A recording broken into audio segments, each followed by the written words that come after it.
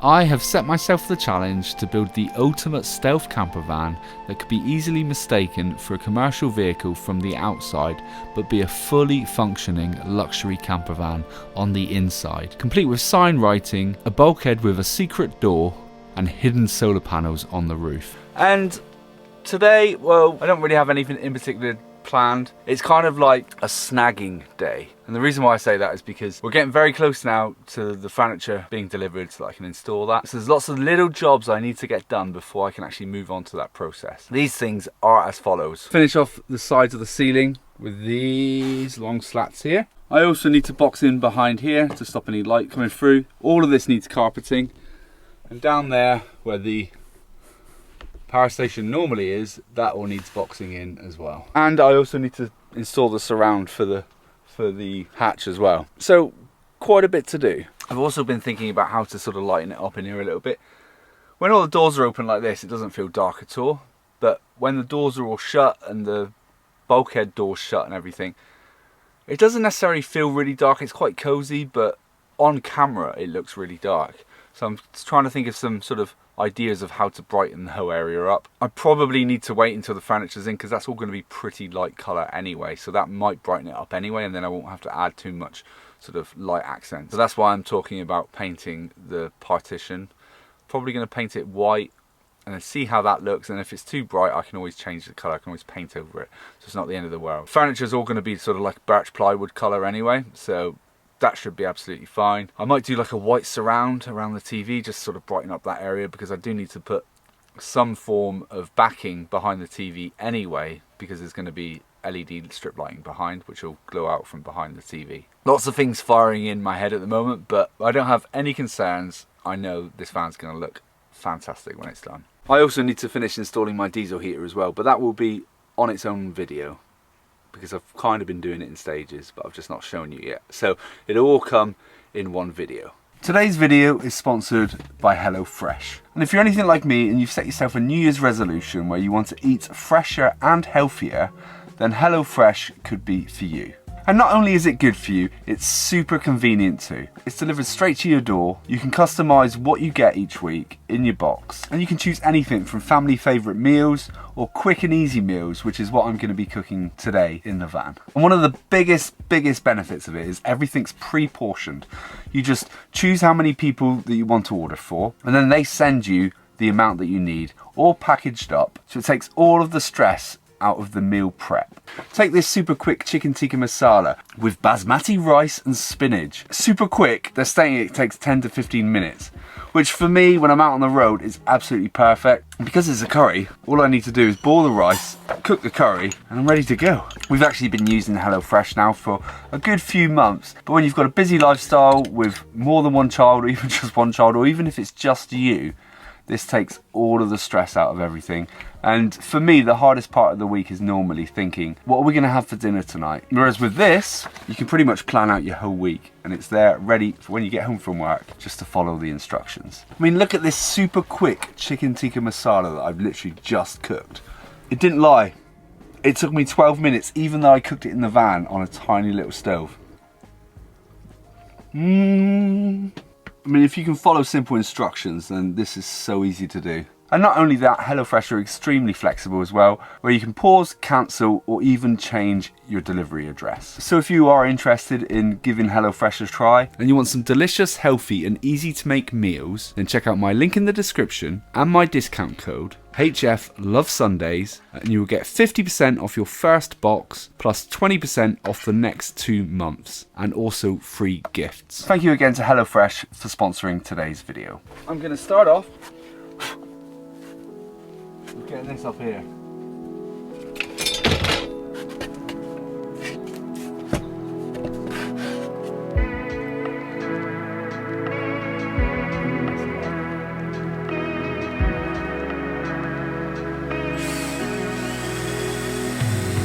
I think it looks alright. It's parallel with this, which is good. All the way along. Not too shabby. Right, this side is going to be more difficult because I've got this wire hanging down, and I also need to cut it around the runner there for the door. Not overly excited about that.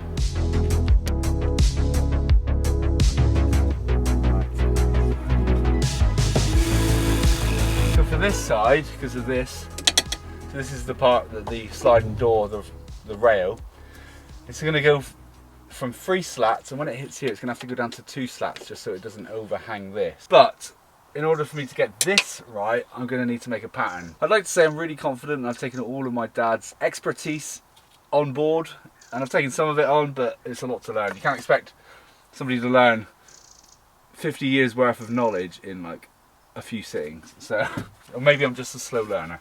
I don't know.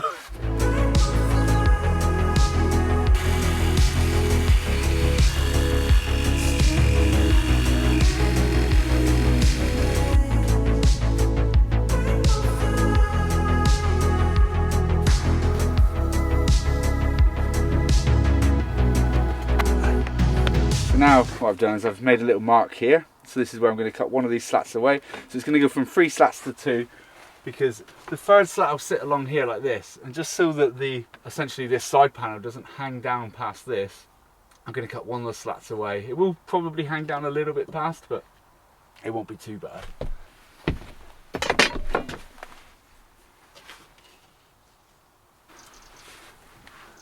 So should I, to avoid hitting the wires, just screw this panel straight into the wood, and then that way I'm not going to hit any wires, am I? Like that. Well, this seems to be working. Right, so this is either going to be a brilliant idea or a terrible idea. Right, so let's just make sure the door shuts.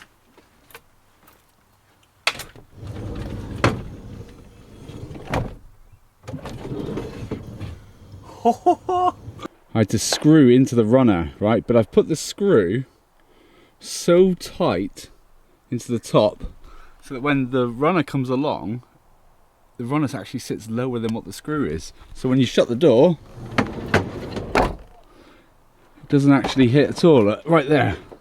See, nothing. This does sound like this is still knocking at the bottom, but I think it's the this rail here needs probably replacing or beating out, because there's a bit of a dent there and it keeps just catching a little bit. Rome wasn't built in a day. That's something that I can do once the van's finished, if it annoys me. There we go. It does look a little bit wobbly at the end. I'm guessing that's just because of where the runner is, but see if I can do something about that, or I might just have to live with it. I'm not sure. Look at how good it looks. Now I need to think about whether I want to get this here up yet, because I'm probably going to have to screw it in through the ceiling slats, which is fine, but I don't obviously want it to sort of pull anything down. Also, because now the ceiling is a lot lower, there's a gap between this and the actual top, and a lot of these sort of fans or roof hatches you get, they actually come with a almost elongated version of this, so it's a lot longer, then you can just cut it down, whereas this one's quite shallow. A lot like me. I mean, it fits, which is the main thing. I think I figured out a way to fix this roof hatch in. I've made these little spacers just up and around here. These are glued in, these are screwed in because I could actually get to them. So now I should be able to screw this into place.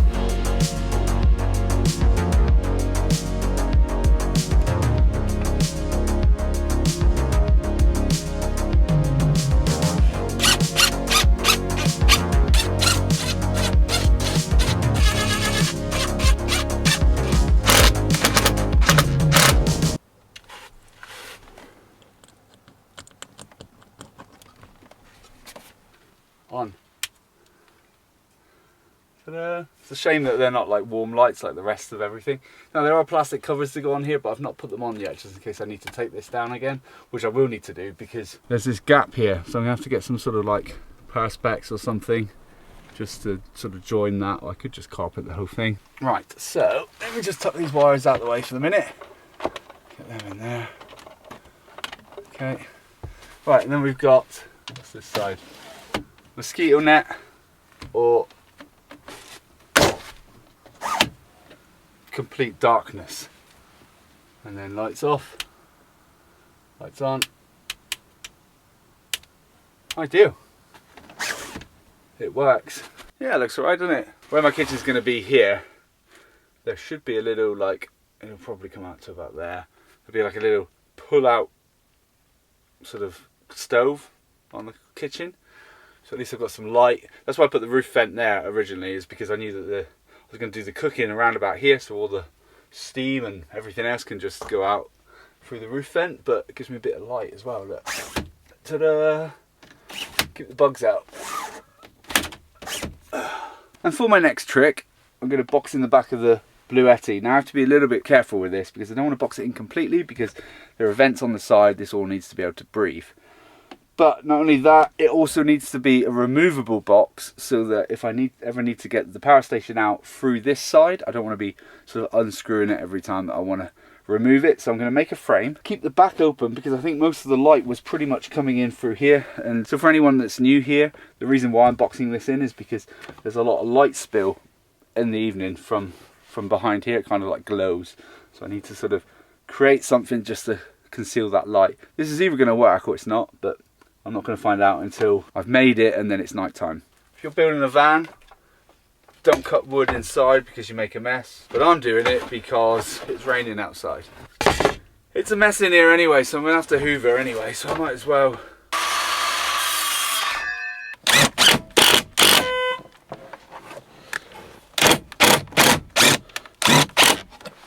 I leant on the seat, which leant on the horn. If you're wondering what that beep was. Beep beep. Right, you lovely lot, can you see me? Maybe if I stick my face through there. I think I've worked out a way to mask the light spill from the power station. And originally I was going to put like a big sort of box around it, and I decided against that. So what I'm going to do is I'm going to put this thin strip of wood with a bit of insulation. I'm hoping that when the power station's in and this is on, the sponginess of this stops any light from coming through.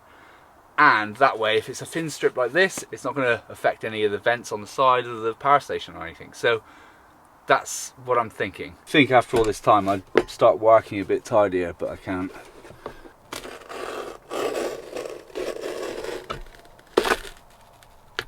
So I have installed this part, right? And to begin with I was like, yeah, that would probably work, but you see this here, the way that the Bluetti's sort of shaped, it's kind of like a curved edge, and I don't think, no matter what I do, I was thinking about doing another piece like this and sticking it there, and even with that you can still see light through that top gap. Okay, I've bit the bullet. I don't know why I didn't do this originally. I bought, I mean, what do they call these? Draft excluders that you get for doors.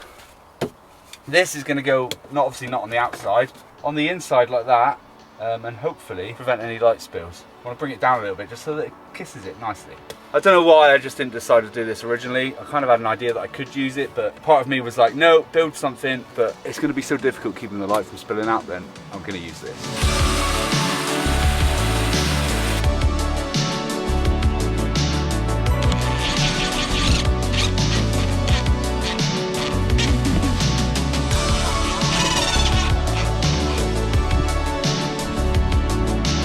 There we go. All around. Even managed to get one on this side, which I didn't think I was going to be able to do. I just had to wedge it in between this pillar and that there. Obviously that plate will go back on there and cover up that rat's nest of wires.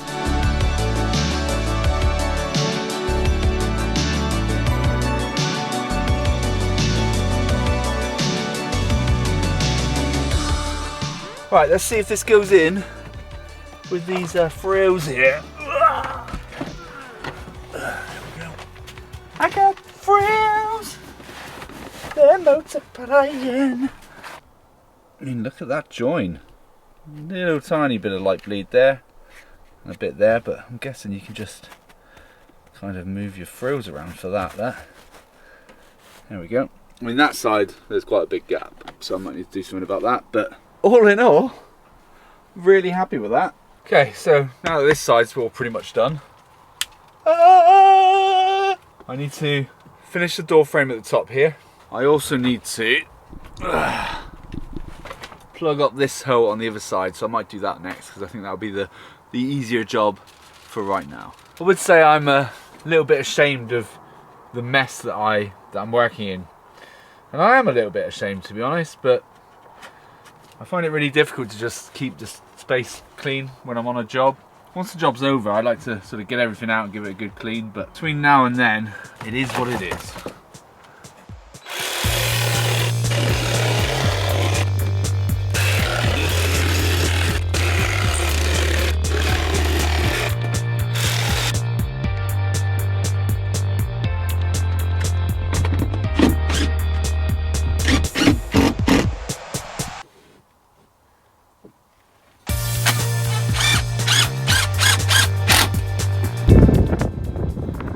It probably doesn't look like I've done much, but I've done the side panos on both sides. This is in and working.